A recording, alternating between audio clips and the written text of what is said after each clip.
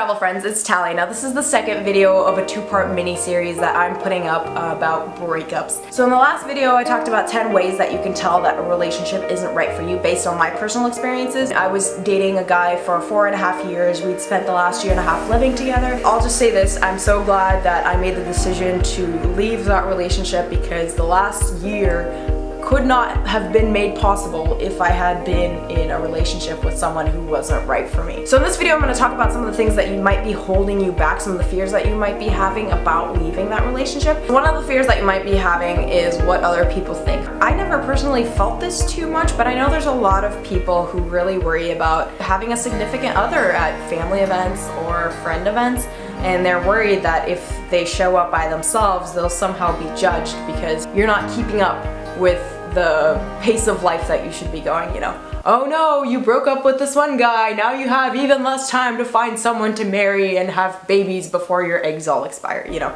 that kind of judgment. Screw what they're thinking. It's your life. Yeah, it sucks. It sucks to have to tell your family and friends who have met your significant others that you're not going to be seeing this person. Having that conversation is annoying. It's not a reason to stay if the relationship isn't great. The second kind of category of fear that you might have is the fear of starting over. So you might be really worried about being single and having to date again. I had never had to go and do online dating, and that was terrifying for me to like get a Tinder and a Bumble and OkCupid account, and I was like, I have no idea how to do this. I don't know what it's like going on first dates.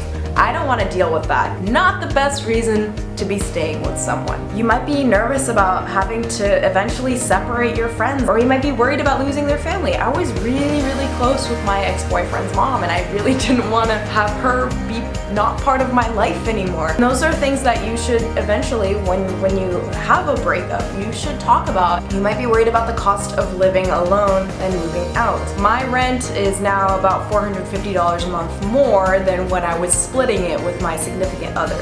Yeah, it costs some money, but you also have options like finding a roommate, going back to live with your parents for a few months while you try to figure something out. Your lifestyle is gonna change. Saving money on rent or living expenses is not a good reason to stay with someone. Another worry that I had that kind of falls into this category is learning to be truly independent again, no longer having someone to split chores with or split financials with. They might have more knowledge in an area, for example, how to file taxes or even how to repair things around the house. It might be a little intimidating thinking about having to do all those things that your partner once helped you or supported you on, but you'll figure it out, I promise. And then you'll feel that much more badass when you don't have to tap on their shoulder to figure out how to file your taxes. That actually segues to my next category of fears pretty well, and then that is the fear of this inconvenience of breaking up. It can be much easier to stay in something that you don't know is right as opposed to thinking about who's gonna move out and where am I gonna try to find a new place. I'm not gonna lie, that really sucks to think about, but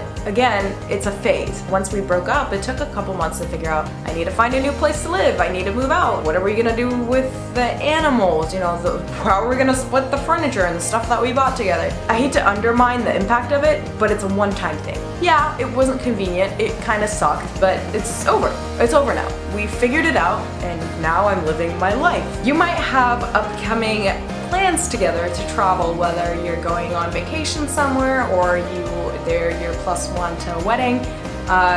Feeling like you have to stick around because of obligations that you have. Towards the end of my last relationship, we went on a couple of trips. We went to Texas and we went to Disneyland. I knew in the back of my mind, like, we might be having fun now, but I know this isn't forever. Like, and it felt inauthentic. So I wouldn't recommend hanging on just because you made plans a few months out or you committed to something to do together. And on that topic, the thought that, well, you know what, we've invested so much time together, let's just stick around. At the end of the day, the time that you spent with somebody else is a sunk cost. And finally, the last little category of fears or reasons that might be holding you back, self-doubt.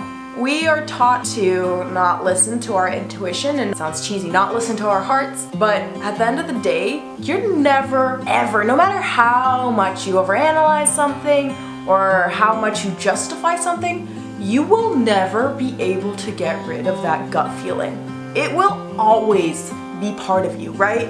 No matter how many reasons you come up with, no matter how beautifully you justify being with this person, that gut feeling that you're feeling now, trust me, it's not gonna go away. So you're better off listening to it now rather than listening to that little voice in your head saying, what if it's just me? What if there's something wrong with me? What if it's all in my head? I strongly encourage you to start listening more to that intuition and not discounting it. Even if it is all you, you're the one who has to live with it for the rest of your life. If you're having doubts, you can't possibly show up 100% and be genuine and build something with them. That's not fair to them either. The few months that I was with my ex that I knew I was gonna be breaking up with him, but I was waiting for the right timing, I wasn't there for him. I could have ended it so much sooner and spared us both this weird ambiguity if I had listened to my intuition sooner and acted on it instead of trying to play it off and trying to be part of something that I wasn't fully invested in. But breaking up with my ex, leaving a relationship I knew wasn't a good fit, was the best decision I made in 2017 because it allowed both of us the freedom to go create our own lives in ways that make sense and go seek people who are gonna complement each other and who are gonna help us build the life that we want. If you enjoyed the video, please hit that like button for me. Go check out the first part of this video and the 2017 recap if you haven't yet, and I'll talk to you guys later.